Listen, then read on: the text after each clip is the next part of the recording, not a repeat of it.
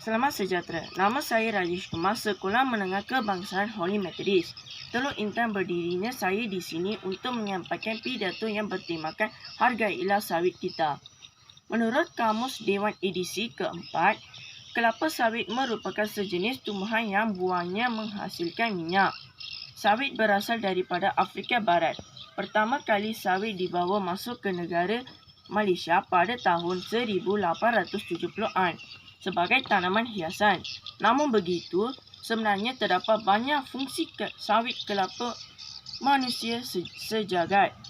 Kerajaan Malaysia memperkenalkan penanaman sawit secara besar-besaran sebagai skim untuk membawakan kemiskinan dan meningkat taraf hidup dalam kalangan penduduk luar bandar. Industri sawit bermula pada tahun 1917. Dengan penanaman sawit di ladang tanaman di Kuala Selangor. Seterusnya, penanaman ladang mendadak setengah fadak membuka tanaman rancangan secara besar-besaran. Kelapa sawit juga merupakan komoditi pertanian utama bagi negara ini. Hasil industri kelapa sawit terdiri daripada 3 jenis, iaitu minyak cair, padat dan gas. Pembiakan sawit memulai penyalaman biji sawit. Bunga dan buahnya berbuah merupa tanda. Apabila buah sawit masak, buahnya menjadi warna merah kehitaman. Minyak sawit digunakan sebagai bahan minyak goreng, sabun dan lilin.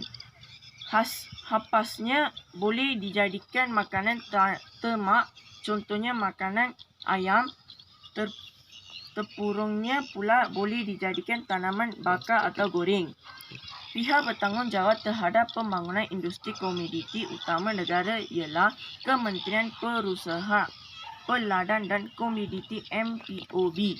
Antara objektif yang digariskan MPOB adalah meningkat produktif dan daya saing sektor perladangan, meningkat sumbangan sektor peladangan dan komuniti serta memastikan pembangunan sektor peladangan dan komuniti berkembang mampan serta mesra alam. Salah satu syarikat yang dikenali ialah syarikat Siemens Dabri. Siemens Dabri berhad menerusi Siemens Dabri Pertanian menjalankan aktiviti penanaman pokok kelapa sawit. Siemens Dabri Pertanian juga telah meluaskan kawasan ladangnya di Malaysia, Indonesia dan Liberia. Sebagai rakyat Malaysia, kita harus berbangga kerana tanah kita menghasilkan hasilan tanaman sawit yang kita gunakan sebagai makanan serta keperluan harian. Minyak sawit kita juga boleh ekspor ke luar negara. Oleh itu, hargailah sawit kita. Sekian saja pidato saya. Terima kasih.